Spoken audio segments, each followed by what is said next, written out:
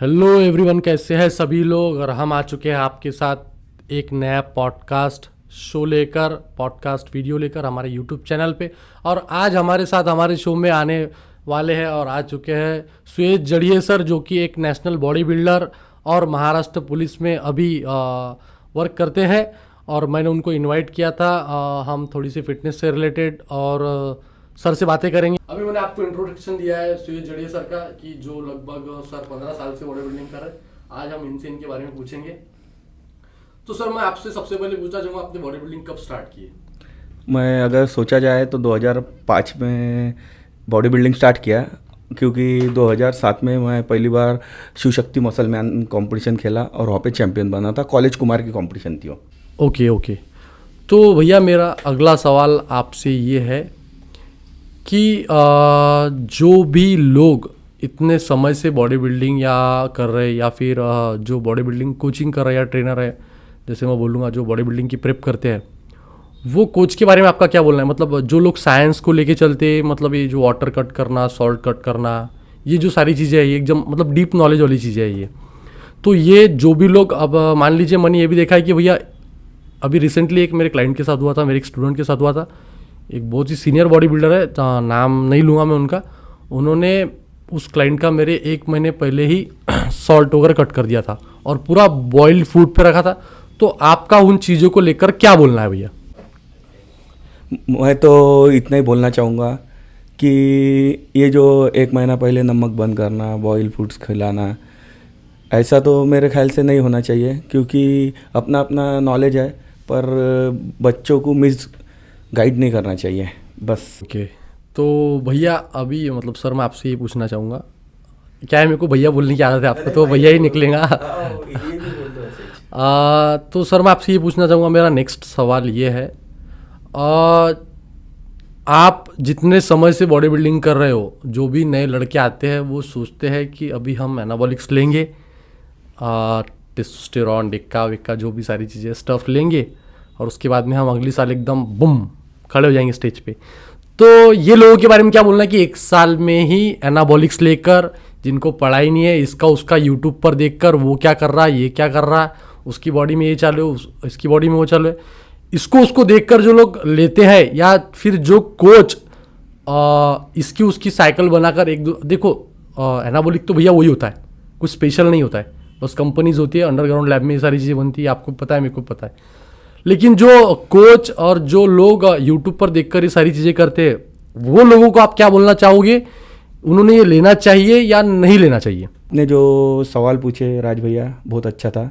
इसके ऊपर मेरा एक ही ओपिनियन है कि ये जो यूट्यूब पे बताया गया है कि ये लीजिए, वो लीजिए, ऐसा लीजिए, वैसा लीजिए, पर जो आपको नॉलेज दे रहा है ना, तो वो नॉलेज देने वाला व्यक्ति जो है वो आपको प्रॉपर नॉलेज नहीं दे रहा ना। वो किसको दे रहा है ये उसको खुद को भी पता नहीं है। और अगला व्यक्ति 15 साल का है, 25 साल का है, 45 साल का है या 50 साल का है, वो लड़का है, लड़की है या और कुछ है, और वो कितने दिन से उसकी तैयारी कर रहा, क्या कर रहा, इसका कोई भी नॉलेज नहीं रहता। और ज़्यादा से ज़्यादा मेरा तो एक ही बोलना है, यूट्यूब के जितने भी वीडियो है उसको फॉलो ही नहीं करना चाहिए राज भैया का छोड़ के, क्योंकि इसके अंदर सही सही गाइडेंस और मार्गदर्शन मिलेगा। और मैं भैया आपको ये बोलना चाहूँगा कि मैं ये सारी चीज़ों के बारे में बात नहीं करता, और ना ही इनको, मतलब अभी देखा है आपने भी कि बहुत से सप्लीमेंट वाले ये चीज़ों को सेल करते। मैं, मेरे को उनके बारे में कुछ बोलना भी नहीं, और मैं बोलना भी नहीं चाहूँगा। लेकिन मैंने प्रोफेशनल बॉडी बिल्डिंग की है, मैंने वो सारी चीज़ें यूज़ की है, और मैंने उसकी पढ़ाई भी की है भैया। मैं 3 साल से इसके बारे में पढ़ रहा भैया, एनाबॉलिक के बारे में, ये चीज़ों को लेकर मैंने खुद ने बॉडी बिल्डिंग ही ये चीज़ें इसके लिए छोड़ा कि मैं एक अच्छा एथलीट बना सकूं, और मेरे को कोचिंग फील्ड में ज़्यादा इंटरेस्ट आ गया। तो इसीलिए मैंने ये फील्ड चूज़ किया बॉडी बिल्डिंग छोड़ के, और मैंने सोचा कि मैं बॉडी बिल्डिंग एक सेफ कैसी की जा सकती है, अच्छे लोगों से जुड़ा इस फील्ड के, उनसे नॉलेज गेन किया, उनसे बात करने में पता चला कि चीज़ें ऐसी नहीं ऐसी होती है। तुमको स्टिकर निकाल के दिया हुआ एनाबॉलिक्स, वो मतलब आपको पता है वो सारी चीज़ें, मैं उस पर जाना ही नहीं चाहूँगा। ये सारी चीज़ें होती है भैया एक एथलीट के साथ में, पन्नी में टैबलेट ले ले, ये ले ले, वो ले, ये गेन हो जाएगा, वो हो जाएगा। तो मेरे को तो मेन यही चीज़ों पे बात करना था कि ये जो चल रहा है अपनी सिटी में स्पेशली, कि पन्नी में टैबलेट दे देते और ये ले लो, और अभी तू देख कैसा हो जाएगा, अभी आने वाले 10 दिन में, 15 दिन में तेरा साइज़, तेरा मसल वगैरह बहुत खतरनाक हो जाएगा। तो मेरे को वो चीज़ों में इंटरेस्ट ही नहीं था। और मैं एनाबॉलिक के ऊपर बात इसीलिए नहीं करना चाहता खुल के, क्योंकि अगर मैं बात करूंगा भैया तो मेरे को पता है उसको, मेरे को जो देखने वाले छोटे बच्चे या मेरे जिम के लोग हैं या मेरे आजू बाजू के लोग हैं, वो उसको गूगल पे आजकल फट से सर्च कर लेंगे। और ये चीज़ें अवेलेबल भैया अगर मैं नहीं दूंगा तो कोई और देगा। तो मैं ये सोचता जिसको वो चीज़ का नॉलेज ही नहीं है उससे पूछो ही मत। और मेरा सबसे सही, मेरी सोच भैया ये है कि आप एक अच्छे कोच को हायर करो, उसको पैसे पे करो और उसके अंडर ट्रेनिंग लो। अगर आपको लगता है कि वो कोच सही में आपको कोचिंग कर सकता तो उसके ऊपर भरोसा करो, ट्रस्ट करो कि वो आपको सही चीज़ देगा। सबसे पहले तो भैया आपको कोच के ऊपर भरोसा करना बहुत ज़्यादा ज़रूरी है। मेरी सोच मेरे को ये बोलती, अगर आप कोच के ऊपर भरोसा नहीं करते तो आप बॉडी बिल्डिंग ही मत करो। लेकिन कोच भी उस लेवल का चाहिए, कोच को नॉलेज भी चाहिए, कोच का एक्सपीरियंस अच्छा चाहिए, उसने पास्ट में कैसा काम किया, ये सारी चीज़ें, वो कब से बॉडी बिल्डिंग कर रहा, उसको नॉलेज है नहीं है, ये सारी चीज़ें मेरे हिसाब से। और मैं अभी आपको एक ये सवाल पूछना चाहूँगा, चलो ये मेरा आंसर था, मैंने दे दिया भैया। बॉडी बिल्डिंग में भैया जब से जैसा कि अब चलो हम बॉडी बिल्डिंग से थोड़ा सा साइड में होकर अब फिटनेस पे बात करेंगे। भैया मैंने देखा है कि लोग ना जब भी बॉडी बिल्डर को देखते हैं वो सोचते हैं कि इसकी बॉडी बहुत बढ़िया है और ये बहुत ज़्यादा हेल्दी होगा और ये फिट है, मतलब इसके सिक्स पैक एब्स है, मतलब ये फिट है। तो अब भैया मैं आपको टारगेट नहीं कर रहा, आप ऐसा सोच रहे हो कि आप स्माइल कर रहे हैं मेरे को देख के, तो मतलब लोगों की सोच मैं आपको बता रहा, जो फिटनेस वाले लोग हैं वो लोग ऐसा सोचते हैं इनकी तो बॉडी है, ये तो बहुत तगड़े हैं, तो ये बहुत खतरनाक होंगे। लेकिन मैं आपसे पूछना चाहता कि आपको लगता है क्या कि बॉडी बिल्डर हेल्दी होते हैं, वो फिट होते हैं, या फिर उनका माइंडसेट क्या होता है और वो कैसे होते हैं, ये आप खुद बताओ। आपने जो सवाल पूछे वो सही है, पर मेरा ऐसा बोलना है, बॉडी बिल्डिंग जो है ये एक अलग गेम है, ये एक स्पर्धा है। और ये स्पर्धा ऐसी है कि आज आप चैंपियन है तो कल ये चैंपियन है, कल वो चैंपियन है, और दर साल नया चेहरा आता। और ऐसा कोई भी प्लेयर नहीं जो चैंपियन बना और हारा नहीं, और जो हारेगा वही चैंपियन बनेगा। यानी बोलने का मतलब एक ही है कि बॉडी बिल्डिंग एक गेम इतना डीप है, जितना डीप जाएंगे उतना डीप है। और फिटनेस एक अलग विषय है। फिजिकली फिटनेस रहने के लिए कोई एनाबॉलिक फेनाबॉलिक लेने की कोई भी ज़रूरत नहीं है। सादा वे प्रोटीन हो गया, BCAA हो गया, ऐसे अगर बेसिक भी अगर आपने प्रोटीन सप्लीमेंट्स लिए तो भी आपका मसल डेवलप हो सकता है। पर मेरा एक ही बोलना है, आपका हार्ट और आपका माइंड अगर स्ट्रांग है तो आप स्ट्रांग है। क्योंकि अगर दिमाग से अगर आप हार गए तो फिर फिटनेस रहा भी तो आप हारे भी रहते, और आपका हार्ट ही अगर काम नहीं कर रहा तो भी हार गए ना। बस यही है सर। भैया मेरे को बहुत ही अच्छा लगा ये सुन के कि मेरी भी यही सोच है कि फिटनेस की चीज़ें अलग है। मेरे को भी यही लगता है, जिम में जाने वाले इंसान को यही सोचना चाहिए कि उसका हार्ट अच्छा है, उसका ब्रेन अच्छा है और वो फिजिकली फिट है। क्योंकि मैंने ये भी देखा है कि लोग ना मतलब बॉडी बिल्डर को देख के अट्रैक्ट होते, लेकिन मेरी सोच ये है कि बॉडी बिल्डर उतना हेल्दी नहीं होते जितना नॉर्मल पीपल हो सकते हैं। क्योंकि बॉडी बिल्डिंग एक गेम है, उनको वो गेम के लिए सारी चीज़ें अलग करनी होती है। उनका वो गोल होता है, मेरे को मेडल लाना है, मेरे को कुछ तो करना है, तो वो चीज़ें और फिटनेस बहुत अलग है, उनमें ज़मीन आसमान का फ़र्क है। तो सही है ये भी आपका आंसर, और मैं भी यही चीज़ को आपको सपोर्ट करता हूँ। और मैं भी यही चीज़ें बोलना चाहूँगा कि लोग बॉडी बिल्डिंग को देख के अट्रैक्ट होते हैं, लेकिन वो चीज़ें ना करें जो बॉडी बिल्डर करते हैं। आपका वो गेम नहीं है तो आप जिम में जाओ, फिटनेस के लिए वर्कआउट करो, ये सारी चीज़ें करो। अभी भैया मैं आपसे नेक्स्ट सवाल ये पूछना चाहूँगा कि अभी मैं थोड़ा सा सप्लीमेंटों के बारे में आके बात करूँगा। भैया अभी ना ये एक रेस लगी है, सप्लीमेंट, ये ले लो, वो ले लो, ये ले लो, ये सप्लीमेंट है, वो सप्लीमेंट। भैया मेरे को ये लगता क्वालिटी सप्लीमेंट खाना चाहिए, आपकी भी वही सोचोगे। और उसके बाद लोग ये सोचते भैया कि मैं ये कंपनी खा रहा, या फिर जो सप्लीमेंट शॉप वाले हैं वो जो सप्लीमेंट प्रमोट कर रहे हैं, या फिर अभी मान लीजिए मेरे पास में एक ब्रांड है तो मैं उसको प्रमोट करता हूँ। लेकिन मेरे को ये लगता है आप क्वालिटी वाली चीज़ें खाओ। और आपका क्या बोलना है, मतलब बॉडी को क्या लेन देन है भैया, अपन कौन सी कंपनी से खा रहे हैं, कौन सी कंपनी का खा रहे हैं, उसको तो क्वालिटी प्रोटीन चाहिए ना। और ये जो फालतू की सप्लीमेंट है भैया, जैसे कि टेस्टोस्टेरॉन वगैरह बूस्टर जो बिकते, टेस्टोस्टेरॉन के नाम पे बहुत बूस्टर बिकते, ये चीज़ों के बारे में क्या बोलना है आपका, मतलब लेना चाहिए या नहीं लेना चाहिए? वे प्रोटीन के बारे में क्या लेना चाहिए, अलग अलग कंपनीज के हैं। उसके बाद BCAA या प्री वर्कआउट जो भी सप्लीमेंट है, ये किसको ज़रूरत है और किन लोगों ने लेना चाहिए और किसको नहीं लेना चाहिए? और एक एथलीट का सप्लीमेंट का यूज क्या है, या फिर क्या बॉडी टाइप के हिसाब से प्रोटीन वगैरह होता है, या फिर ये चीज़ों के बारे में थोड़ा सा पूछना चाहूँगा, आप क्या सोचते हो या फिर आपका एक्सपीरियंस कैसा रहा इन चीज़ों को लेकर?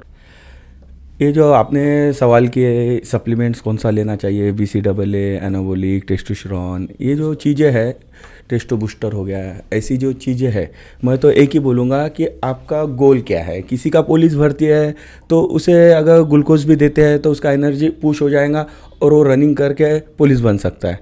ओके, और जिसको अगर मसल डेवलप करना है उसने BCAA लेना चाहिए। जिसका बॉडी यानी एक्सरसाइज करते टाइम पे मसल पुल हो रहा नहीं हो रहा तो उसने BCAA लेना चाहिए। और मसल रिकवरी के लिए जैसा आपको पता ही होगा कि ग्लूटामाइन लो, अगर मसल ज़्यादा लेवल पे पुल हो जा रहा है या फ्लेक्सिबिलिटी कम हो गई तो मेन तो ये पर्पज़ रखो कि अपने को करना क्या है। बॉक्सर है तो उसका इंडोरेंस का वर्कआउट रहता है, स्विमर है इंडोरेंस वाला है, रनर है इंडोरेंस है, पर बॉडी बिल्डिंग या फिटनेस यह एक थोड़ा सा अलग हो जाता है क्योंकि इसके अंदर इंडोरेंस का विषय नहीं है। इसके अंदर आपको पता है कि कोई भी वेट मारना है 12 से 15 रिपीटेशन करो, हेवी करो, फिर और हेवी करो और मसल को पुल करके पुश करके उसको डेवलप करो।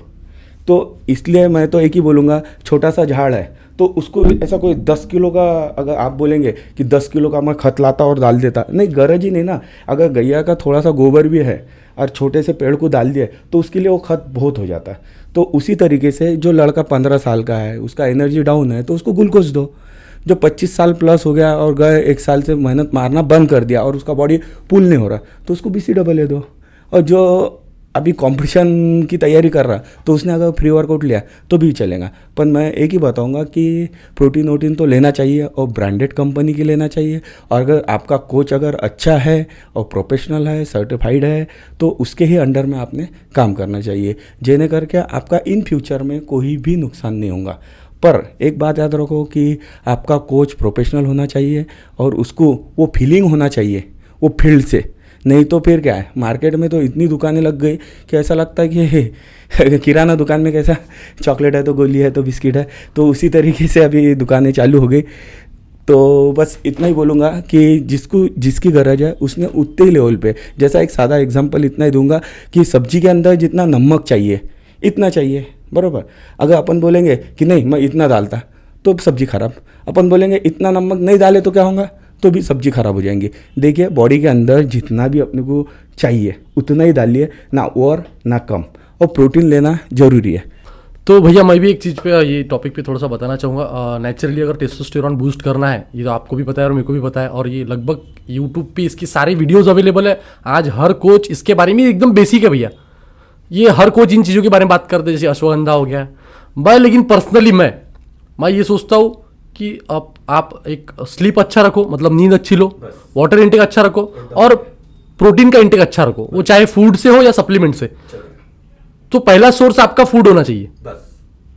और जब भी बात होती है टेस्टोस्टेरॉन बूस्टर की तो मैं पर्सनली उनको पसंद नहीं करता। तो मैं ये सोचता हूँ कि टेस्टोस्टेरॉन बूस्टर लेने से टेस्टोस्टेरॉन बूस्ट नहीं होता, वो एक चीज़ से कनेक्टेड नहीं है टेस्टोस्टेरॉन। तो तुम्हारी स्लीप, तुम स्ट्रेस लेते हो या तुम एक्टिविटी करते हो नहीं करते हो, ये सारी चीज़ें ये आपको भी पता है। और अगर हम वो चीज़ों पे बात करेंगे तो टेस्टोस्टेरॉन पे अगर हमने बात की है तो मेरे को ऐसा लगता है एक दिन निकल जाएगा हमारा। तो हम बेसिक चीज़ें सारी क्लियर करते हैं हमेशा, और आप भी यही बोलते होंगे सबको कि टेस्टोस्टेरॉन बूस्ट करना है तो एक्सरसाइज करो, अच्छा डाइट करो, यही सारी चीज़ें होती है। अभी भैया मेरा नेक्स्ट सवाल आपसे ये है जो कि ये इतने समय से ये आप काम कर रहे हो, सारी चीज़ें कर रहे हो, तो मैं ये पूछना चाहूँगा कि जब भी आपके पास कोई क्लाइंट आता है ट्रेनिंग के लिए या फिर बॉडी बिल्डिंग प्रेप के लिए, तो आपकी उसको पहली प्रायोरिटी क्या होती है? आप उससे क्या करवाते हो या फिर आप उसको क्या बोलते हो, मतलब करना क्या है, या आपका उसका फूड प्लान, मतलब डाइट प्लान कैसे करते हो, उसके अंदर ट्रेनिंग प्लान कैसे करते हो, उसका अपडेट कैसे लेते हो? मैं ये सारी चीज़ें पूछना चाहूँगा। या फिर जो भी स्टफ़ उनके साथ में करते हो आप, ब्लड वर्क वगैरह सारी चीज़ें, वो आप कैसे प्लान करते हो? या फिर मतलब आपकी क्या सोच है, ये करना चाहिए ब्लड वर्क वगैरह नहीं, या फिर डायरेक्ट ही आपको भी पता है कि बहुत से लोग शुरू करते हैं, और मतलब मेरा वो सवाल है आपके ऊपर, फिर से मैं थोड़ा सा वहाँ ही जाऊँगा कि कैसे काम करना चाहिए एक क्लाइंट पे, फिटनेस क्लाइंट पे, और एक प्रोफेशनल बॉडी बिल्डर पे कैसे काम होता है? मतलब प्रोफेशनल बॉडी बिल्डर का डाइट अलग होता है या फिर फिटनेस वालों का अलग डाइट होता है, ऐसा कुछ होता है? आप क्या सोचते हो? ये जो बच्चे आते हैं ना, तो उनका अगर मैं वैयक्तिक बताऊंगा की जब वो बच्चा आता तो सिर्फ उसका एक ही ख्वाब रहता की बा त्याची टी शर्ट फिट व्हायला पाहिजे, माय कपडे फिट व्हायला पाहिजे. और ख़ास करके कैसा है, ये जो 12वीं फर्स्ट ईयर सेकंड ईयर ये जो बच्चे रहते इनका क्या रहता है कि भाई कॉलेज में मेरा माहौल रहे बस, और मैं ही दिखने को ना, और मैंने ऐसा खड़ा हुआ कि मेरा ऐसा शोल्डर और बाइसेप दिख गया बस. आपण उनको बोलते हैं बॉडी बिल्डिंग करना है क्या आपको, तो बोलले नहीं मला ते बॉडी बिल्डिंग नाही करायचं आहे, त्याच्यातले पैसे लागते सर, ऐसा बोलते. तो विषय ऐसा है कि कोई भी बच्चा आता तो उसका पहला फोकस ये रहता कि मेरे कपड़े फिट हो जाए और बस. तो उनके लिए अब अपने को पता है, और जो 10वीं 12वीं के बच्चे हैं वो कोई नशा दारू पीते तो नहीं, तो उनका बेसिकली अपन ये देखना चाहिए कि उनका एनर्जी लेवल कितना है. अगर वो 10 पुलअप मार सकते हैं तो ठीक है, आप उनको ग्लूकोज दो. अगर वो 20 पुलअप मार रहे हैं तो ग्लूकोज की कोई ज़रूरत नहीं, बिना कारण पैसा खर्चा करके मतलब नहीं. मगर जो बच्चा एक ही पुलअप नहीं मार सकता तो उसको बहुत ज़्यादा ज़रूरत है, उसको जैसा कि ग्लूकोज के आगे जैसा BCAA है उसने वो लेना चाहिए. और उसी तरीके से मैं बच्चों को गाइड करता हूँ, क्योंकि उसकी कैपेसिटी जैसी है वो हिसाब से उसको मैं प्रोटीन समझ लो, मल्टीविटामिन समझ लो. कोई कोई बच्चों के आंग में से ऐसा हड्डियों का आवाज़ आता कटक कटक कटक, फिर वो बोलता सर ते माझं हे आहे ना लय दुखू राहिलो, तो फिर उसको कुछ कैल्शियम भी देना पड़ता है. यानी सिचुएशन वाइज अपने को वो बच्चे को डेवलप करना पड़ता है. और जैसा ऐसा वो 1 साल हो गया 2 साल हो गया थोड़ा डेवलप हो जाता, फिर उसके जो उसको देखने का नज़रिया लोगों का ऐसा हो जाता कि अरे यार तेरी बॉडी बहुत भारी दिख रही, खेल लेना कॉम्पिटिशन. फिर वो एक आधा कॉम्पिटिशन खेलता और फिर वहाँ से वो बॉडी बिल्डिंग की स्टार्ट करता.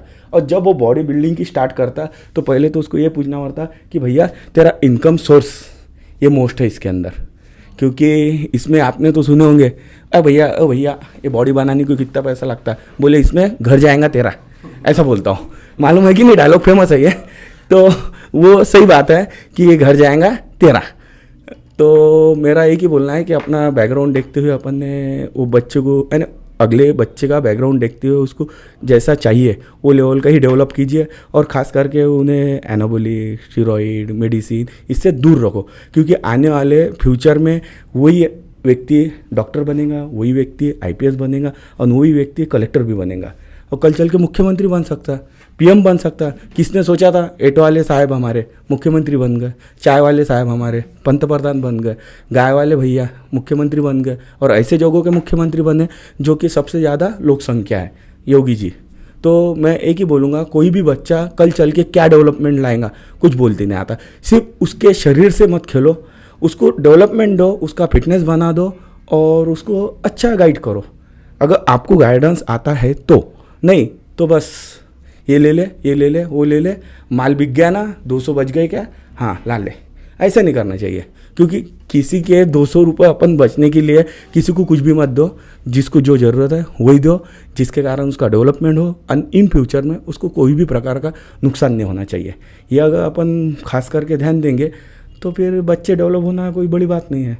और बच्चे जब डेवलप होते तो उनको थोड़ा सा अपना भी काम है सपोर्ट करना, क्योंकि 10 लोगों से कमाएंगे तो एक आधा 2 बच्चे के ऊपर अपन ने भी 1000-2000 खर्चा करना चाहिए. मैं तो ऐसा बोलूँगा, बाकी तो फिर सब जन पैसे कमाने के लिए बैठे. चलो अच्छा लगा ये सुन के मेरे को भैया.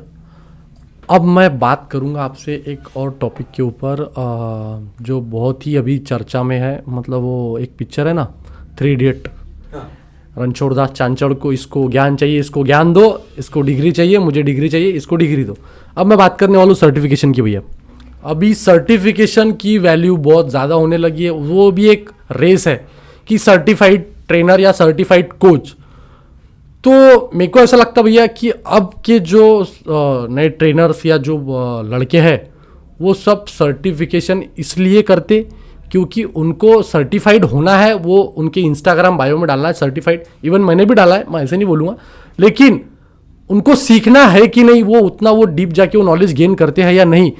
या फिर वही है कि हमने सर्टिफिकेशन किया है, हमको जॉब दो, मैं सर्टिफाइड कोच हूँ और मैं यहाँ से पढ़ाई कर रहा हूँ, वहाँ से पढ़ाई कर रहा हूँ और नॉलेज घंटे का कुछ नहीं है. तो ये लोगों के बारे में आप क्या बोलना चाहते हो? इन्होंने जो किए है सर्टिफिकेशन उसको क्या आप बोलते हो? और सर्टिफिकेशन की वैल्यू है या नहीं है? और सर्टिफिकेशन के साथ साथ अगर आपके पास में प्रैक्टिकल नॉलेज मैटर करता है या नहीं करता है, ये चीज़ों के ऊपर मैं आपसे पूछना चाहूँगा कि सर्टिफिकेट विथ प्रैक्टिकल नॉलेज, मतलब आपने दोनों थियरीज आपको पता है तो वो बेस्ट रहेगा या फिर सिर्फ सर्टिफिकेशन ही मैटर करता है? आपकी नज़र से? जो सर्टिफिकेट और उसके बाद में जो आप बोल रहे प्रैक्टिकल नॉलेज, मैं तो आपको एक छोटा सा एग्जांपल यही देना चाहूँगा कि जैसा मैकेनिकल 15 साल की उम्र से गाड़ी खोलना चालू रहता, तो उम्र के 30 साल हो गए, 35 साल हो गए, 40 साल तक के वो काम करते रहता। तो ये 20 से 25 साल से वो काम करता, तो मुझे नहीं लगता कि उससे सर्टिफिकेट की गरज है, क्योंकि उसका काम ही बताता कि नहीं ये ओरिजिनल है करके। पर ये मैकेनिकल तक के ठीक है, पर अपने फील्ड बोले तो बॉडी बिल्डिंग या फिटनेस इंडस्ट्री जो है, इसके अंदर ये चीज़ें दोनों का कॉम्बिनेशन होगा तो ही बेस्ट है। आप बोलेंगे कि सिर्फ सर्टिफिकेट वाला है जिसको डंबेज नहीं मारते आता और कुछ तो भी उसने 1 साल कुछ तो भी किया और सर्टिफिकेट लेके आ गया, और मैं सर्टिफिकेट देखो इंस्टा पे डाल रहा रील, बाद में इस पे डाल रहा उस पे डाल रहा, और लोगों को बोल रहा भाई मेरा स्टेटस रखना। ये कोई मजे वाली बात नहीं है। और जैसा कि गए 10-15 साल से मैं कर रहा हूँ, और उसके साथ में मैं गए 4 साल पहले उसको सर्टिफाइड किया, तो मैं ऐसा नहीं बोलता कि मैं बेस्ट हूँ। ऐसा जो प्रोफेशनल होगा और सर्टिफाइड होगा तो उसी के गाइडेंस में और उसी के मार्गदर्शन में आपने आपका डेवलपमेंट करना चाहिए, ना कि जिसको कुछ समझता नहीं। ओके भैया, अभी मेरा सर आपसे नेक्स्ट सवाल ये है कि जो लोगों ने बॉडी बिल्डिंग की ही नहीं, अब बॉडी बिल्डिंग की वो बात करते, ठीक है, जो कभी स्टेज पे गए ही नहीं, या फिर जिन्होंने कभी वो फील नहीं लिया इंजेक्शनों का बम में बड़ी बड़ी जो गांठें आती है, जो स्वेलिंग होती है, या फिर वो वाटर कट करना, अभी पहले तो 2 से 3 दिन पहले कट करते थे, अभी सबका प्रोटोकॉल अलग। हाँ, तो वो मैं ये बोलूँगा वो चीज़ों पे भैया, जिसने कभी कम्पीट किया ही नहीं, या फिर जो बॉडी बिल्डिंग को इतना डीपली नहीं देखते कि सिर्फ पैसे कमाना चाहते वो जगह से, मतलब मैं ऐसे कोच की बात कर रहा, या फिर जो फील्ड में आए और वो एकदम ही वो शॉप वगैरह डाल के मतलब ऐसा कुछ सप्लीमेंट का सेल करना, या फिर जिन्होंने बॉडी बिल्डिंग को मतलब बॉडी बिल्डरों के बारे में नहीं सोचते। मैं बोलता भैया बॉडी बिल्डिंग में इतने, यहाँ पे अकोला में भी बहुत से शॉप हो गए, अब सब अच्छे हैं एकदम, सब अच्छा कर रहे हैं, अपना अपना काम सब बढ़िया कर रहे हैं। लेकिन मैं ये बोलूँगा कि ये कोई अभी मेरे पास में जितनी भी कंपनीज है भैया, मेरे पास में अगर कोई नया ब्रांड आता है तो मैं उस कंपनी से बात करता हूँ कि सर मेरा एक एथलीट है, आप उसको थोड़ा सा स्टॉक हर महीने में फ्री दे सकते हो क्या। मैं कोशिश करता हूँ, वो देना नहीं देना उनका काम है, लेकिन मेरी हमेशा ये कोशिश रहती है कि स्पॉन्सर मेरे यहाँ से एथलीट हो, और वो करना भी चाहिए। अगर उतनी ही हेल्प एक बॉडी बिल्डर को BCAA या EAA प्री वर्कआउट वे प्रोटीन वगैरह फ्री में आता है तो उसको उतना बॉडी बिल्डिंग में सपोर्ट होगा। और बॉडी बिल्डिंग एक्चुअल में महंगा गेम है या ये कोच ने बनाया है या सप्लीमेंट वालों ने बनाया, इस पर आपका क्या बोलना है? और कंसल्टेशन चार्जेस लेने चाहिए या फिर उसको सप्लीमेंट देकर या फिर उसको एनाबॉलिक देकर उसमें पैसे निकालने चाहिए? आप टेंशन मत लो, आपके साथ में मैं हूं, ये चीजें करके उसको वो उसमें लूटो, या फिर उससे डायरेक्ट तुम एक चार्ज करो, एक अमाउंट, पर्टिकुलर अमाउंट बोलो उसको कि इतनी मेरी फीस है, ये पे करो और मैं आपकी प्रेप इसमें पूरी करूंगा, वो चाहे ट्रांसफॉर्मेशन की हो या बॉडी बिल्डिंग की प्रेप की हो। तो मैं ये सोचता हूँ भैया कि वो चार्जेस लेने चाहिए डायरेक्टली या फिर उनको लूटना चाहिए। एक मतलब बॉडी बिल्डिंग एक्सपेंसिव क्यों होता गेम, सीधा सीधा बोले तो ये लोग करवा देते कोचेस या फिर सप्लीमेंट शॉप वाले। अभी लगभग सारे सप्लीमेंट शॉप वाले कोच बनते, लेकिन एक्चुअल में नहीं होते वो कोच, उन्होंने बस कहीं से तो भी सिखा रहे वो, उसने वो किया था, उसने वो किया था, ये ऐसी स्टफ है। और लगभग अभी ना सबको पता ही है भैया, सारी चीज़ें क्लियर है। लेकिन जो नए बच्चे मैं उनके बारे में बात करना चाहूँगा कि उन्होंने एक कैसे कोच को ढूंढना चाहिए, आप क्या सोचते हो? या फिर जो भी आपके भी कोच रहे होंगे इससे पहले या फिर अभी आप सेल्फ प्रेप करते हो, मैं ये बोलूँगा कि आपकी इन चीज़ों को लेकर क्या थॉट्स है, आप इनके बारे में कैसी बात करते हो, या फिर बॉडी बिल्डिंग कितनी महंगी जाती है, ये मैं आपसे पूछूं। ये जो बॉडी बिल्डिंग गेम है ना, ये तो है ही महंगा, और ये गेम किसका है? जो मेहनती है उसका है। पर मेरा एक ही बोलना है, जो गरीब है उनको गरीब बोल के उनका मन नहीं दुखाऊंगा, पर विश्वास है कि ये गरीबों का गेम ही नहीं है, ये मेहनती लोगों का गेम है और जिसके पास में पैसा है। और मेरा बोलना ये क्या है कि जो बॉडी बिल्डिंग करने की इच्छा रखता है वो पहले देख लो कि घर का इनकम सोर्स उतना है क्या, और ख़ास करके मम्मी पापा के भरोसे आप बॉडी बिल्डिंग मत करो।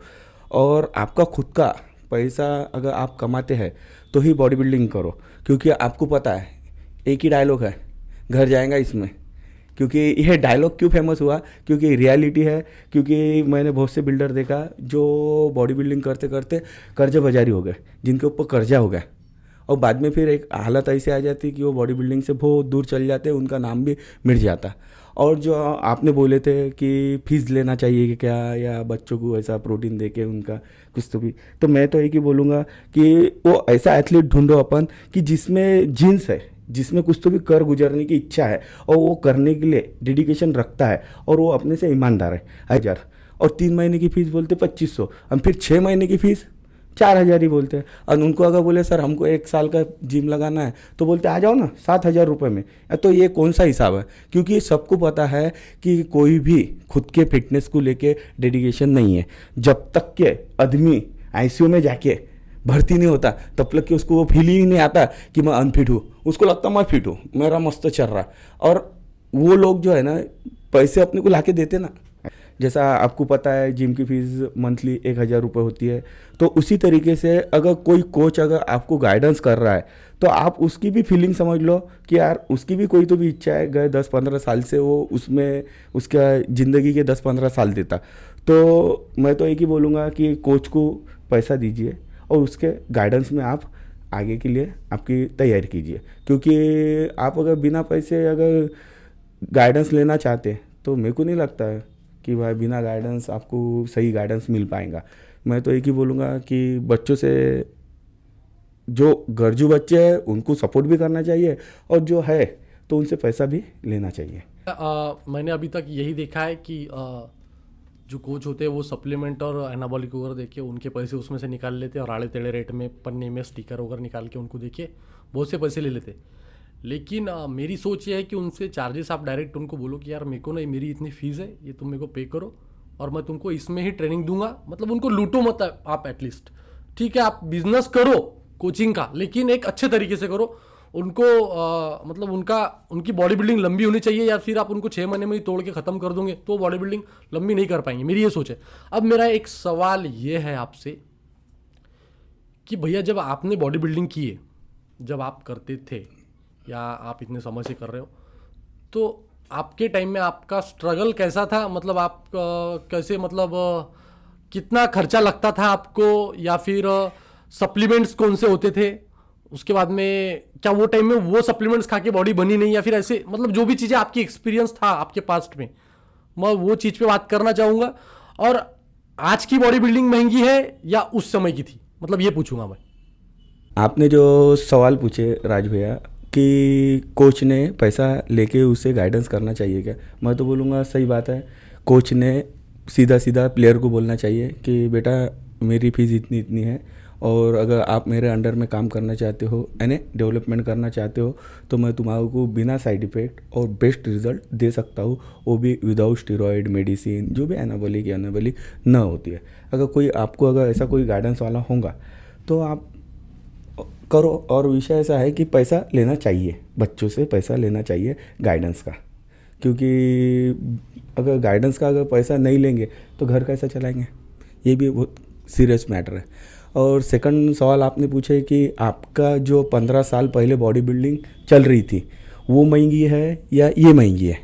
महंगी तो विषय ऐसा है कि आज की बॉडी बिल्डिंग बहुत महंगी है, क्योंकि कल क्या था कि हम पार्ले जी का पूड़ा खाते थे और मेहनत मारते थे। हमको ये पता था कि भाई इसके अंदर ग्लूकोज रहता, आपको पता है कि ग्लूकोज रहता, तो ग्लूकोज से ताकत आती। तो 2 रुपये का बिस्किट का पूड़ा लेके जाने का, बम मेहनत मारने की, तो ऐसा लगता था हाँ मस्त जमरा। और जैसा ऐसा थका आ गया कि और 2 बिस्किट खाने के और मेहनत मारने की पानी पी के, क्योंकि हमको ये भी नॉलेज नहीं था कि ग्लूकोज भी नाम की कोई चीज़ रहती। आज तो बहुत एडवांस हो गया, बहुत कुछ चीज़ें आ गई एडवांस।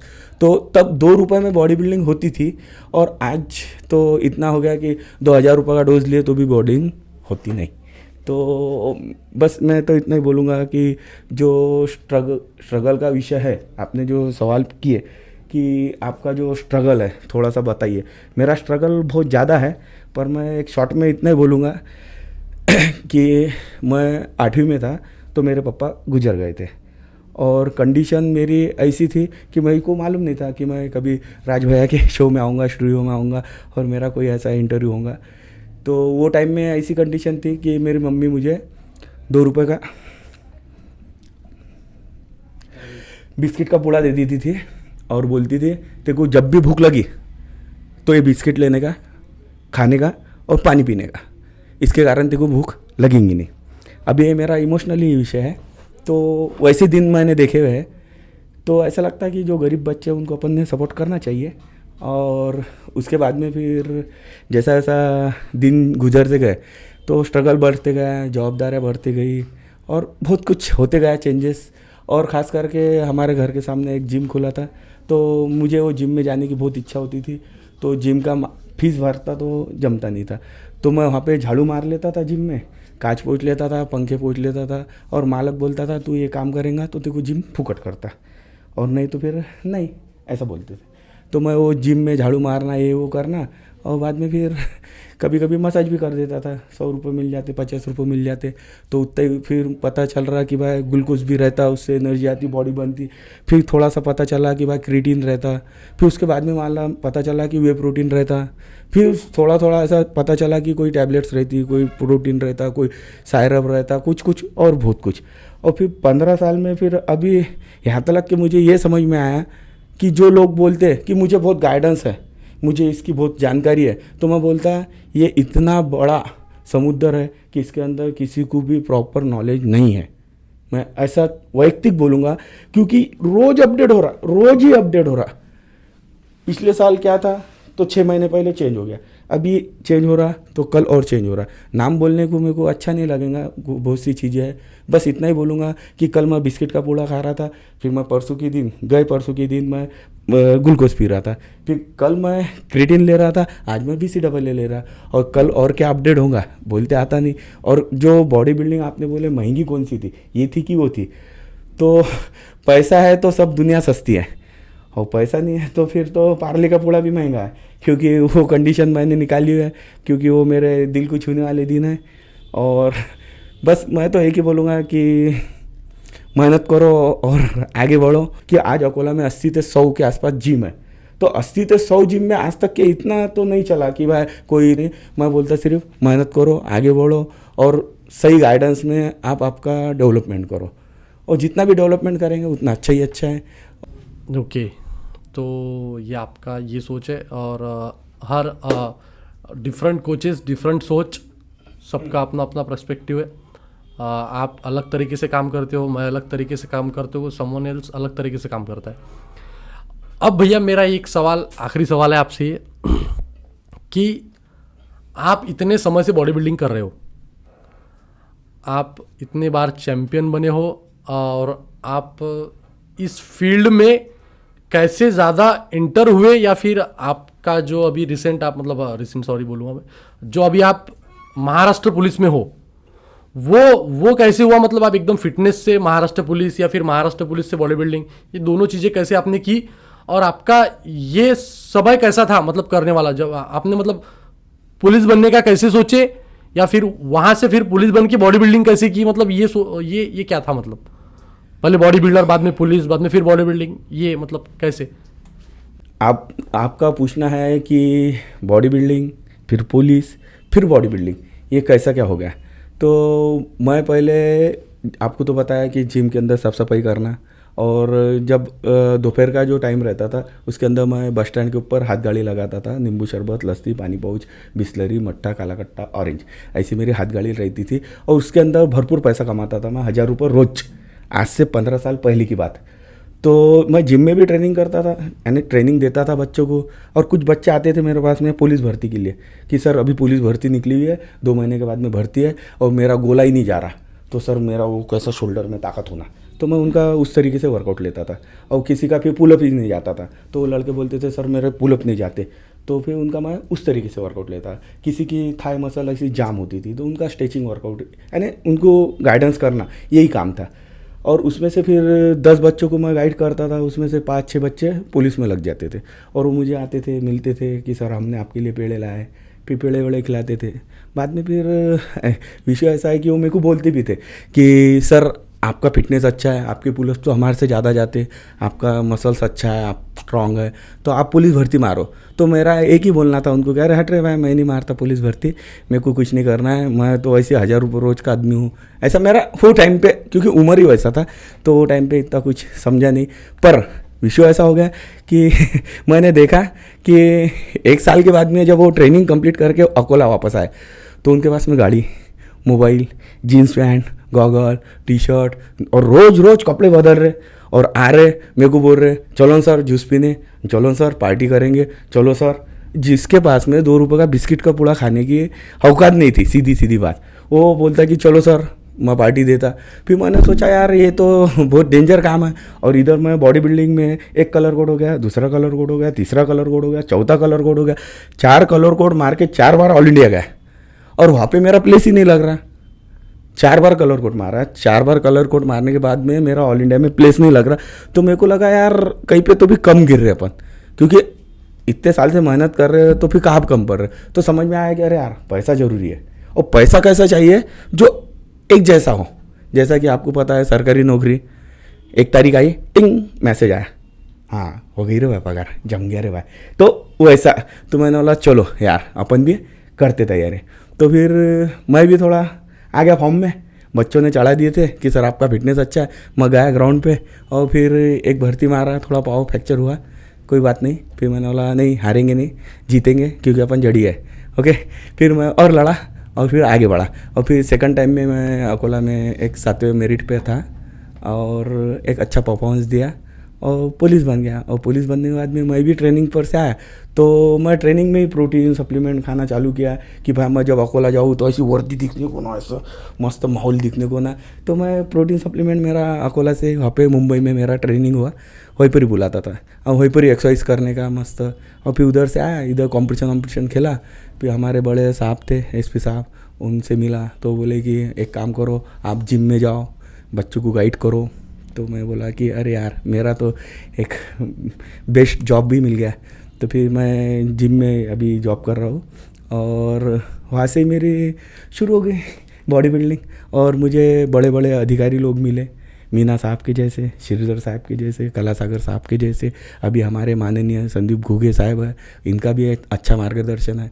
तो इनके मार्गदर्शन में मैं आगे बढ़ते जा रहा, और बस मैं देखता हूँ ऊपर वाला आप कब तक के मेरे से बॉडी बिल्डिंग करा के लेता, तब तक के करेंगे और आगे बढ़ेंगे। ओके सर, अच्छा लगा मेरे को सुन के। और आपको मैं यही सोचता हूँ कि आपका ये पॉडकास्ट देख के कुछ बच्चे और भी इंस्पायर हो और वो भी अच्छी मेहनत करें। और आपकी स्टोरी मैंने ऑलरेडी पीछे सुनी है, या हमारी बात भी हुई इससे पहले बहुत बड़े टॉपिक पे, और वो थोड़ा सा इमोशनल हो गए थे आप, मेरे को समझ गया वो वीडियो देख के। लेकिन सर अभी मेरा एक आखिरी 2 सवाल है, और मैं वो 2 सवाल करके हमारा पॉडकास्ट ख़त्म करूँगा। सर मेरा सवाल ये है कि मेरा मेन तो सर फिटनेस से और बॉडी बिल्डिंग से ही रिलेटेड था। मैं अगर आपको आप एक एथलीट है सर, एक बॉडी बिल्डर है, प्रोफेशनल बॉडी बिल्डर है, तो मैंने यही सोचा था कि मेरे ज़्यादा से ज़्यादा क्वेश्चन आपसे बॉडी बिल्डिंग के टॉपिक पे हो। तो सर मेरा बहुत ही बढ़िया भैया, मतलब मेरे को अच्छा लगा ये भी सुन के कि मतलब फिर से बॉडी बिल्डिंग में आने का मेन रीज़न था कि नौकरी, मतलब मेन तो फाइनेंस भी बातें आती है सारी। तो भैया चलो, मेरे को बहुत अच्छा लगा आज आपसे बात करते के, मतलब आपको मैंने इनवाइट किया हमारे पॉडकास्ट में, और ये पहला ही शो है जो मैं बॉडी बिल्डिंग पे और फिटनेस पे बात कर रहा हूँ। और मेरी सोच भी यही थी और मेरी इच्छा भी थी कि मैं आपको ही सबसे पहले इस पर इन्वाइट करूँ, और आपने मेरे को मैंने फ़ोन करते से आपने बोल दिया कि एकदम डन, हम करेंगे। तो मेरे को बहुत अच्छा लगा भैया आपको इन्वाइट करके, और आगे भी मैं आपको इन्वाइट करता रहूँगा। और आप जो ये मैं कर रहा हूँ पॉडकास्ट वगैरह, आप इसके बारे में क्या कहते हो? आपके 2 शब्द बोलिए। और मैं सबको बताना चाहूँगा कि सुयश जड़िए सर बहुत समय से बॉडी बिल्डिंग कर रहे, एक महाराष्ट्र पुलिस के हम, और उसके बाद में इनका एक फेमस डायलॉग है वो मैं खुद बोल दूंगा, जड़िए से जुड़िए और बॉडी बनाइए। ये बहुत समय से बोलते सर, और मैं यही बोलूँगा सर से कनेक्ट होइए, बॉडी बिल्डिंग जिनको बॉडी बिल्डिंग करना है बॉडी बिल्डिंग कीजिए, ट्रांसफॉर्मेशन कीजिए। और मैं तो पता ही है सबको, मैं भी कोच हूँ, तो मेरे से भी जुड़िए और जड़िए से भी जुड़िए, जिसको जो बेस्ट लगे कोच उनसे जुड़िए। और sir thank you so much आप आए, और आगे भी मैं आपको इनवाइट करूँगा। और राज भैया आपने पॉडकास्ट में मुझे बुलाया है, इसलिए थैंक यू वेरी मच। और मैं आपको एक ही मेरा ओपिनियन देना चाहूँगा, एक सजेशन करना चाहूँगा कि आप ये बॉडी बिल्डर तो बुलाइए और उसी के साथ में कुछ बॉक्सर बुलाइए, कुछ रनर बुलाइए, स्विमर बुलाइए, यानी जिसके पास में जो भी नॉलेज है वो आप अपने चैनल से लोगों के पास में प्रसिद्धि दीजिए। यानी कोई स्विमर होगा तो उसको भी कुछ जानकारी मिल जाएंगी, कोई रनर है तो उसको भी जानकारी मिल जाएंगी।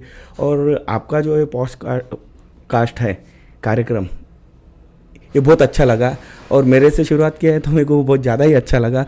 और आपका ये जो चैनल है और बहुत आगे जाए और इंटरनेशनल लेवल पे भी आपका बहुत अच्छा नाम हो।